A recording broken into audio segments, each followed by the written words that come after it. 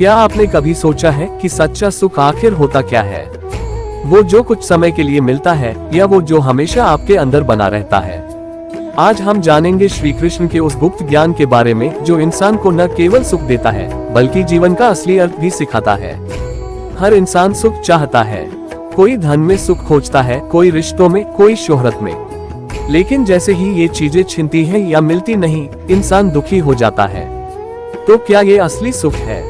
श्री कृष्ण कहते हैं जो सुख बदल जाए वो सच्चा सुख नहीं हो सकता। श्रीमद् भगवद गीता में श्री कृष्ण अर्जुन से कहते हैं, अनित्यम असुख लोकम ईमन प्राप्य भजस्व माम। मतलब ये संसार अस्थायी और दुखों से भरा है, इसलिए मेरे शरण में आओ। श्री कृष्ण इस संसार को दुखालय कहते हैं, यानी दुख का घर। क्यों? क्योंकि यहाँ हर सुख सीमित है और हर वस्तु नश्वर है। श्री कृष्ण कहते हैं सुख वो है जो आत्मा को शांत करे, जो मन को स्थिर कर दे और जो बाहरी परिस्थितियों से न बदले। इस सुख को आनंद कहा जाता है जो आत्मा से जुड़ा है। और आत्मा का संबंध केवल भगवान से होता है। जैसे एक मछली पानी के बिना नहीं रह सकती, वैसे ही आत्मा भगवान से जुड़कर ही पूर्ण सुख का अनुभव करती है। श्री कृष्ण कहते हैं योगस्थ कुरु कर्माणि, यानी भगवान से जुड़कर कर्म करो, तब न कर्म बांधेंगे न दुख मिलेगा। अब आते हैं श्री कृष्ण के उस गुप्त ज्ञान पर जो उन्हें योगेश्वर बनाता है। गीता अध्याय 9 श्लोक 22 में कृष्ण कहते हैं अनन्याश्चिन्तयन्तो मां ये जनाः पर्युपास्ते तेषां नित्याभियुक्तानां योगक्षेम वहाम्यहम्। जो मनुष्य अनन्य भाव से केवल मेरी भक्ति करते हैं, उनके लिए मैं उनकी आवश्यकता और सुरक्षा दोनों का स्वयं वहन करता हूँ। यानी अगर आप श्री कृष्ण को सच्चे मन से याद करते हैं तो वो खुद आपके दुख, चिंता और जरूरतों की जिम्मेदारी ले लेते हैं।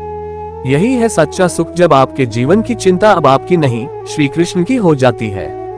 अब सवाल है हम इस ज्ञान को अपने जीवन में कैसे लाएं? 1. मन को नियंत्रित करें। श्री कृष्ण कहते हैं मन ही मित्र है और मन ही शत्रु। ध्यान और जप से मन को स्थिर बनाएं। 2. भक्ति करें। दिन का कुछ समय ईश्वर को समर्पित करें। श्री कृष्ण को प्रेम से पुकारें। 3. निस्वार्थ कर्म करें। फल की चिंता छोड़े बिना अपने कर्तव्य को पूरी ईमानदारी से निभाएं। 4. संगति सुधारे। सत्संग करें। अच्छी संगति से विचार शुद्ध होते हैं। 5. आत्मा को पहचाने। समझे कि आप शरीर नहीं, एक शुद्ध आत्मा है और आत्मा का सुख केवल परमात्मा से मिलने में है। श्री कृष्ण कहते हैं सर्वधर्मान परित्यज्य मामेकम शरणं व्रज। सारे कर्तव्यों को छोड़कर मेरी शरण में आओ, मैं तुम्हें सारे पापों से मुक्त कर दूंगा। यानी जब हम पूरी तरह से भगवान पर भरोसा करना सीखते हैं तब हमें सच्चा सुख मिलता है। एक ऐसा सुख जो ना समय से मिटता है, ना परिस्थिति से डगमगाता है। तो आज से ही खुद से एक वादा कीजिए, मैं अपने सच्चे सुख की खोज बाहर नहीं, अंदर करूंगा और श्री कृष्ण के मार्ग पर चलूंगा।